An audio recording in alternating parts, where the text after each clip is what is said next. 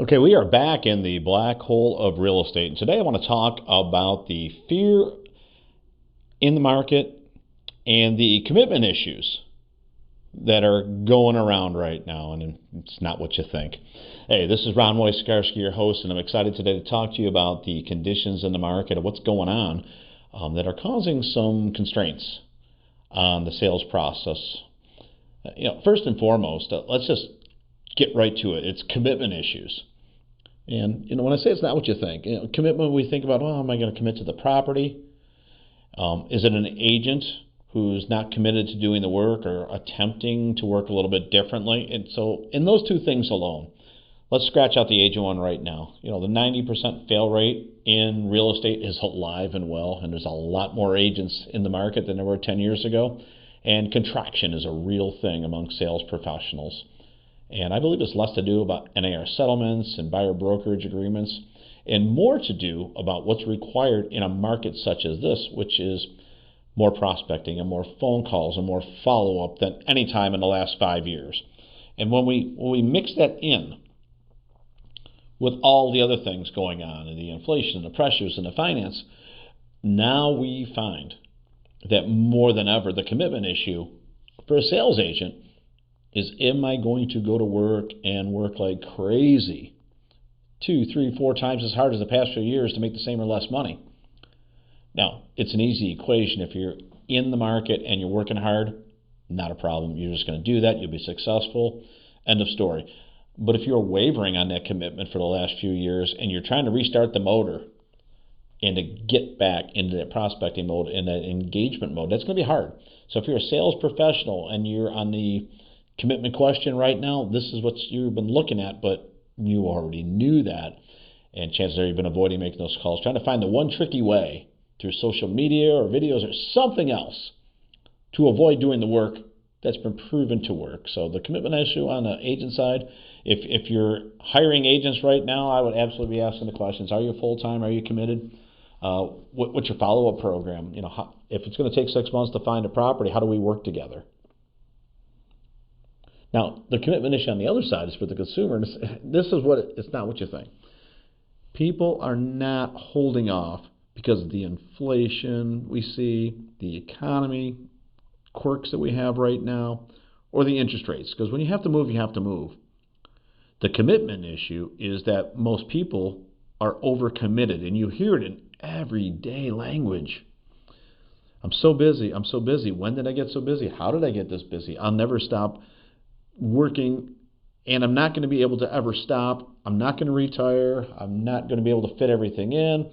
I'd really like to do that, but I'm too busy. I can go on. My business coach was just talking about closing open loops. I think the commitment issue is not for people worried about committing to moving and they're selling their home or buying a home. The commitment issue is committing to one more thing. So whether it's all the things I mentioned at the end of school year or just needing a break, I think that's the real commitment issue. And I think that's one of the biggest things in the market that's not being talked about is people have way too many commitments and they have the time. They just don't want one more commitment to work with, and they want to get through all the other stuff. And until they invert the process and figure out, hey, when moving becomes more important than everything else, they'll move quickly. They'll find the right house among the choices. They'll suffer through the high interest rates, the high price, or whatever it is. They'll get through that. But right now, checking every little box is far more important than solving the moving thing. That will take care of itself. And it won't be because there's more inventory or cheaper rates. People will get a breath. They will have a less than full plate, and they'll have time for it. So if you're pressing in the industry and saying that people are not communicating or not answering the phone, welcome to 2024. Nobody answers the phone anymore, except for those that are engaged, that really want to do something. So if you're on the agent side, understand that right now, out of 100 phone calls made, maybe 4 people are answering the phone. It's a pretty good number for the industry right now. That means 96 people are either indifferent to your phone call or indifferent to your message. Focus on the 4. Now, if you're within that 4 and you're a consumer, the challenge for you is, will the top agents be the ones calling you? Will it be hungry new agents? Or somebody just got lucky, made one phone call, one connection? I believe doing your homework is more critical than ever as a consumer. And that's what I want to dive into next. Now, what is the fear of the consumer? Am I making the right choice? Am I paying too much in this market? Am I buying the right house? And this is where we all have to sharpen our pencils as an industry, as consumers, as agents. Are we looking at all the available options, presenting them to clients? So if you're an agent, are you looking at everything, not just one or two things? Are you ensuring that your show list has the best properties, and are you pushing for them to be buying this home before it's gone, when it is possible that the next day one can come on the market that would be even better or more suitable? Or can we identify through research and skills that actually this is the best home available and it's unlikely? We're looking for 6 months. We've only seen 2 or 3, and if this disappears, it might be 2-3 months before we see the next one. And you've got to move by the August, September, by the fall. And identifying those, not only as an agent but also as a consumer, is going to help and ease, that process, is what I would tell you. And the commitment issues we talked about earlier, they'll go away. Once we find something that makes sense, I think most people tend to move towards it. Living in a place that doesn't make sense or not moving when there's an alternative that makes sense, that's within reach and attainable, I think most people would just gravitate towards that. I don't think it would actually take a lot of salesmanship. It would take a lot of homework.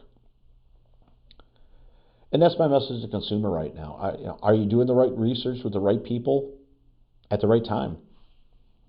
We know that it's important to be prepared, to have our money ready. And then once we identify it, do we wait 2 or 3 weeks to see if the price comes down? I think what we're finding is in this market that the minute somebody identifies it as a good idea, that should be a clue to you that somebody else is also doing the same thing.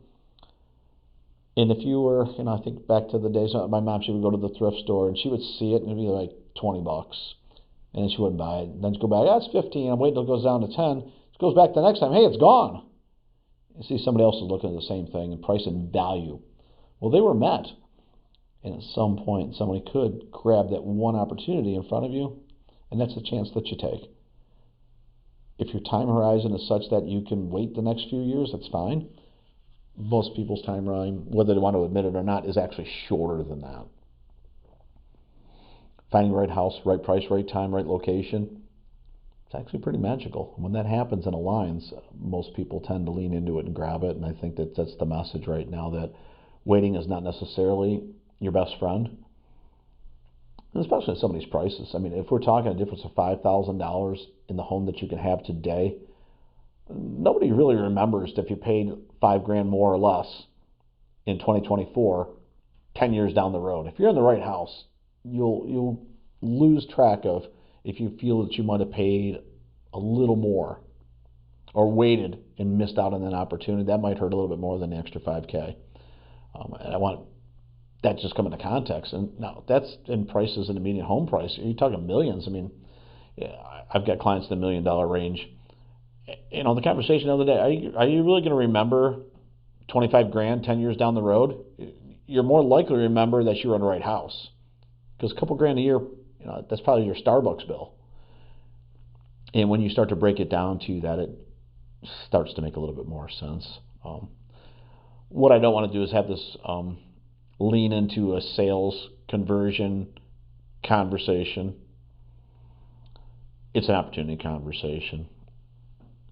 When we are able to find the right property, the right investment property that can pay you back for years and years to come, that's what's going to drive the next phase of the market.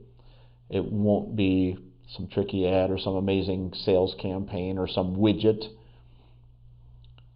that moves it forward, but it also won't be held back because somebody had to sign a brokerage agreement as a buyer for the first time in their life, or that the interest rates were too high. Price and value will come into alignment and will make sense, and it will just happen naturally, which honestly is probably every sale of a home in a history of selling homes. It made sense to the buyer, it made sense to the seller. Agents facilitated it, and it worked.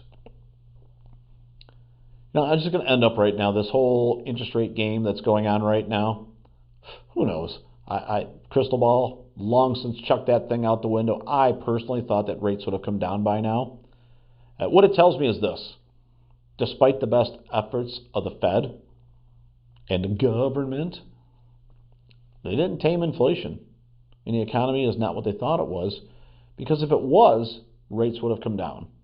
So they're having a oh shoot moment, and they're holding rates where they are right now. And it's not going to come down anytime soon, and the prices of homes are really not coming home. So when there's an eventuality that rates come down, whether it's this year or next year, prices, if anything, will probably push up a little bit more, or maybe even a lot more, because as the rates come down, affordability will increase.